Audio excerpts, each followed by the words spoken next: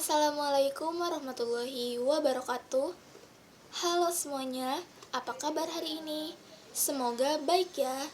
Nah, pada video kali ini kami akan memaparkan materi dari hasil diskusi kelompok 9 dengan tema kegiatan pembelajaran di sekolah inklusi. Di sini kami beranggotakan 4 orang kelompok. Yang pertama ada Bagas Adistia Nugraha dengan nomor MPM 169. Yang kedua ada Marcella Andarini dengan nomor MPM 159. Yang ketiga ada saya sendiri Ratu Nur Azizah dengan nomor MPM 139. Dan yang terakhir ada Eprida dengan nomor MPM 130. Nah, untuk selanjutnya pemaparan materi. Kepada pemateri dipersilahkan. Selamat menyaksikan. Baik, di sini saya akan membahas tentang rancangan kegiatan pembelajaran inklusi. Sebelum guru melakukan kegiatan pembelajaran atau proses pembelajaran, guru terlebih dahulu merancang kegiatan pembelajaran. Kegiatan pembelajaran dirancang sesuai dengan kebutuhan peserta didik. Kemampuan dan karakter peserta didik mengacu kepada kurikulum yang dikembangkan. Ada hal-hal yang perlu diperhatikan dalam merancang kegiatan pembelajaran pada sekolah penyelenggara pendidikan inklusif. Yang pertama yaitu menyusun rencana pembelajaran atau yang disebut dengan RPP. RPP sangat penting pada seorang guru untuk menjadi pedoman dalam kegiatan pembelajaran tersebut. RPP pada kelas rendah menggunakan rancangan tematik dengan memadukan beberapa mata pelajaran yang bisa digabungkan.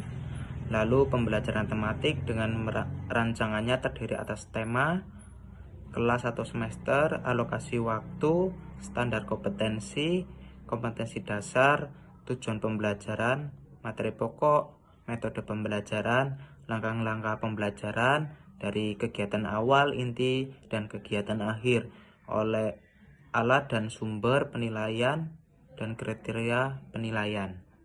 Lalu menetapkan tujuan. Yang ketiga, merencanakan pengelolaan kelas, termasuk mengatur lingkungan fisik sosial. Lalu menetapkan dan mengorganisasikan bahan materi, topik apa yang akan disampaikan ke peserta didik inklusif. Lalu merancang strategi pendekatan kegiatan pembelajaran. Lalu yang kelima, merencanakan prosedur kegiatan pembelajaran. Lalu merencanakan penggunaan sumber data dan media pembelajaran. Lalu merencanakan penilaian bagaimana cara peserta didik telah menyelesaikan tugas-tugas yang diberikan oleh guru. Perbedaan RPP dan PPI. RPP dibuat oleh guru kelas dan ditujukan untuk seluruh siswa pada kelas tertentu, di mana artinya RPP merupakan program klasikal, sedangkan PPI atau IEP dibuat dan diterapkan hanya pada satu orang siswa atau ABK, menyesuaikan dengan tingkat kemampuan yang dimiliki. Baik, untuk yang selanjutnya yaitu pelaksanaan kegiatan pembelajaran. Anak berkebutuhan khusus itu sering terlihat berbeda, baik secara fisik, mental, maupun sosial emosional.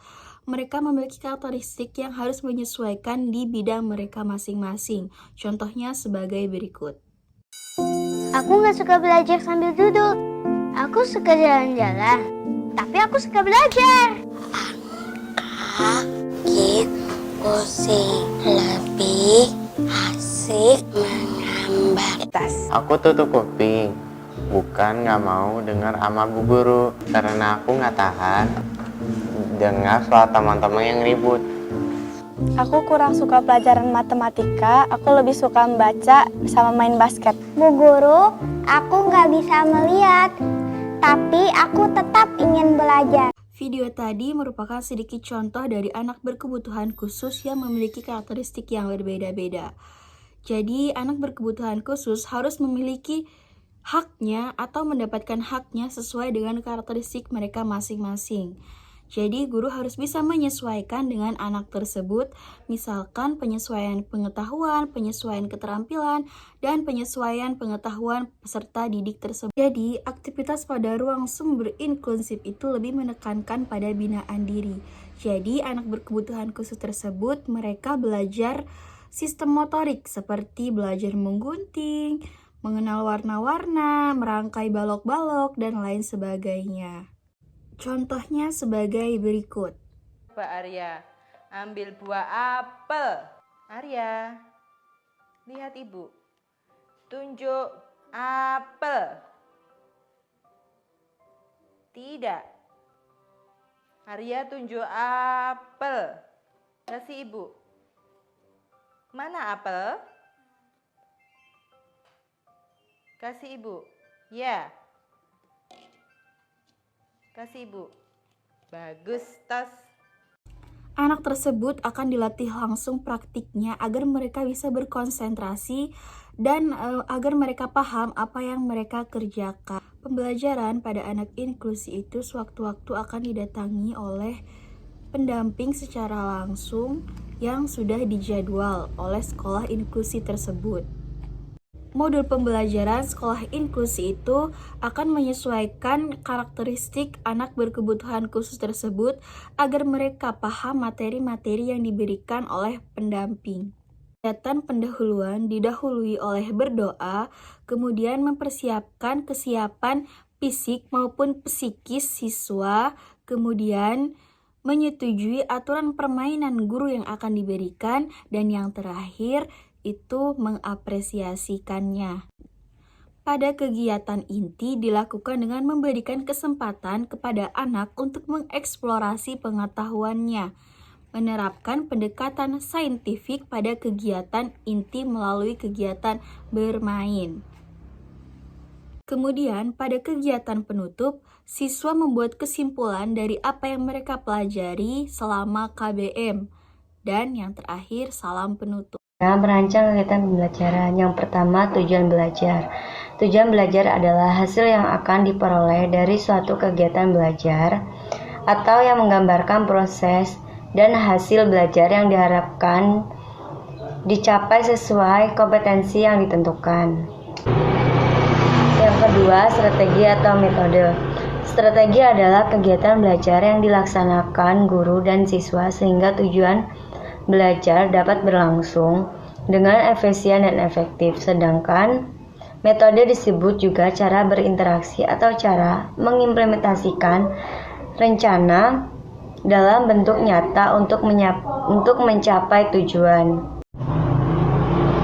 Yang ketiga, materi. Materi adalah pokok dari hasil belajar yang diharapkan dapat dikuasai oleh siswa. Yang keempat, pemilihan media atau sumber belajar merupakan keputusan yang menarik dan menentukan terhadap ketepatan jenis media yang akan digunakan. Yang keenam, penilaian. Di sini disesuaikan dengan kompetisi semua siswa dan mengacu kepada kemampuan dan ketentuan siswa. Yang ketujuh, pemilihan dan pengorganisasian materi ajar adalah proses atau cara menyusun materi ajar menjadi satu kesatuan yang saling berkaitan dan bertata secara sistematis yang akan disampaikan kepada peserta didik. Yang kedelapan, merumuskan langkah-langkah pembelajaran seperti merumuskan tujuan khusus, memilih pengalaman belajar yang akan diterima siswa, menentukan kegiatan belajar, mengajar, dan menentukan orang-orang yang terlibat dalam proses pembelajaran. Yang terakhir, merancang skenario pembelajaran merupakan hal yang sangat penting agar proses belajar mengajar yang mengaktifkan siswa dapat berhasil. Yang terakhir ada kesimpulan. Maka dapat disimpulkan kegiatan pembelajaran inklusi ada 3 tahapan, yaitu yang pertama ada perancangan kegiatan pembelajaran, yang kedua pelaksanaan kegiatan pembelajaran, yang ketiga merancang kegiatan pembelajaran.